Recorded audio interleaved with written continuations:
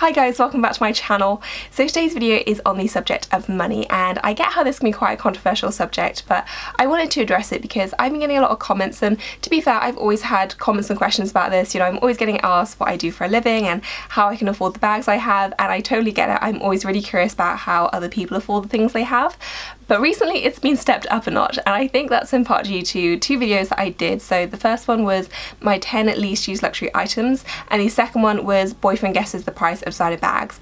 And on those two videos in particular, I got a lot of comments along the lines of, you know, she must come from money, or obviously the boyfriend buys her bags, which considering the title of the video is kind of funny. And I do feel like most people that watch my channel on a regular basis know that I do work for a living, but at the same time I do get how that doesn't paint the fullest of pictures. So I kind of wanted to do a video about it, just explaining kind of, you know, what I earn, how we spend it, and our overall money philosophy. So I hope you guys enjoy, and I'm gonna get started. So I'm going to kick things off by discussing how much I earn, and unfortunately I can't give you an exact number because I am contractually obliged by my company not to say how much I earn, but I can say that I earn the equivalent of a senior manager that works in professional services in London salary, and I'm sure a lot of you will have a pretty good idea of how much that might be.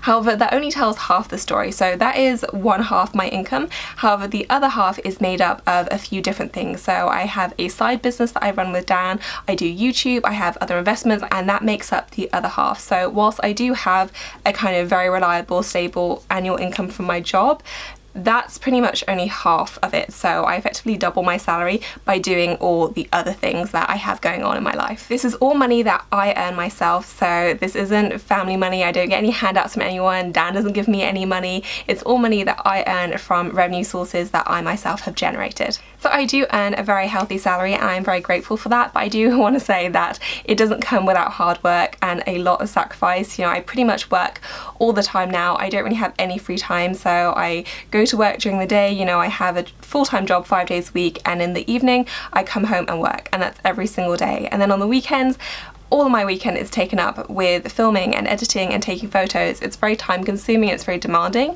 and so, you know, it's definitely not without sacrifice. You can have a very healthy income, I think, but it's certainly not without hard work and really putting your all into it. That said, I want to emphasize really how completely achievable it is to earn a good income if that's something you're interested in without coming from a wealthy background. You know, my parents were not rich at all. The flat that I just bought with Dan is the first place I've ever lived in that's been owned. You know, I'm not someone that has connections or knows people. Every job I've ever gotten, I've gone through applying cold, handing in my CV and going through interviews, and I've had part-time jobs since I was 14 years old.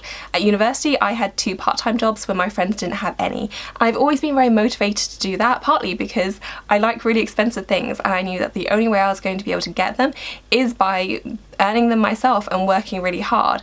And so, you know, I wouldn't want anyone to think that just because you weren't born into a rich family, you're never going to be able to have a good income, because that's just not true. And Dan is exactly the same in that, you know, he came from a very humble background, and he's worked really hard to get where he is today, and he's doing amazingly for himself. But we're both very aligned in our thinking in that way. You know, we do hope to be together for a long time, and we want to have a family and all that kind of stuff, and so we're very much coming from the same place in that we want to work as much as we can now to hopefully build a better future for us going forward, and so we can spend more time if and when we have kids and give them everything that we didn't necessarily have. And I do understand how lots of people in their 20s aren't thinking like that, but we absolutely are.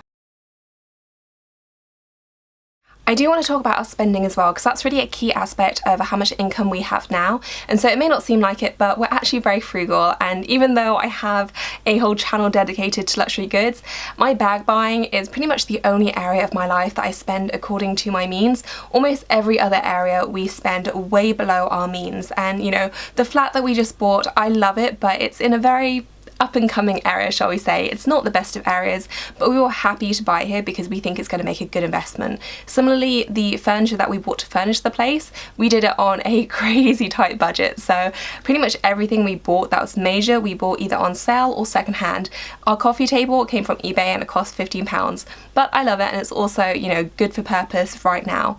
The car that Dan bought the other day, he paid for it in cash, he got it secondhand, and it's very, very economical and much less than he could afford. but he's also just not into spending money on flashy cars because he doesn't see that as a good investment or a good way to spend his money. So we're very, very careful about what we spend our money on. You know, we don't spend unnecessarily. We're not going out to London clubs and spending £100–200 a night. That's not something that we do. And again, like, no judgment to anyone who does do that. It's different priorities, but we're very careful about how we spend our money, partly because we know how hard it is for us to earn it. You know, we know how many hours we have to work, and we don't want to waste it away on kind of unnecessary things that we don't deem important to us, if that makes sense. I did just want to say a note on my handbags as well, because I feel like a lot of people might think that I bought all these bags in the last 6 months, and that's just not the case. I've been buying bags for 10 years, I think it is, and if you break down that per year, it's really not as extreme as some people think, and I think someone counted that my collection was worth 20,000.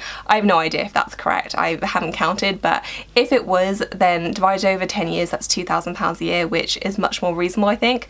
So, you know, it's been a financial priority for me in terms of material things to buy bags for all of those 10 years. You know, this has never stopped being kind of my passion and the number one thing I love, so I've always been very happy to put money towards it.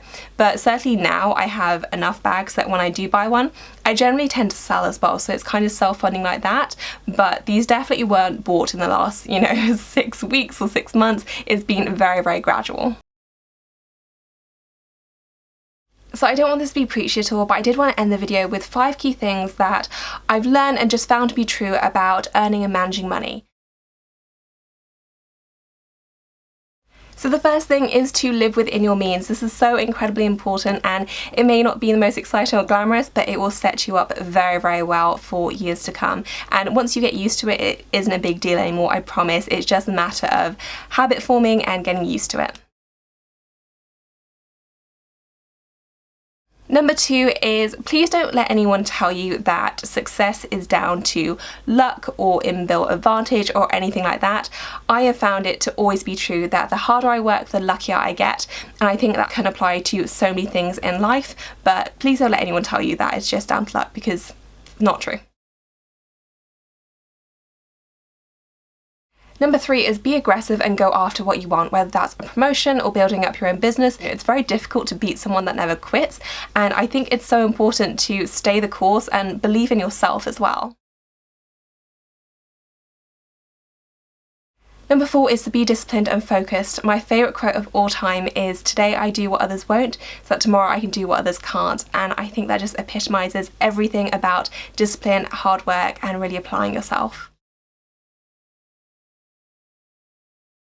And number 5 is to be positive and be kind. Whether you believe in karma or not, I think it's so important to put good things out there in the world, but also on a more practical level, I think it's important not to waste energy in negativity. And whether that's thinking negative thoughts or saying negative things or even just engaging with negative people, you're much better off using that energy to work on yourself, to elevate yourself, because that's essentially what's going to make your life better. So that's it for this video, guys. I hope you enjoyed it. I know it was slightly different for me, but I wanted to address the subject, and hopefully you guys found it interesting or illuminating in some way. As always, thank you so much for stopping by, and I will see you guys in my next one. Bye, guys.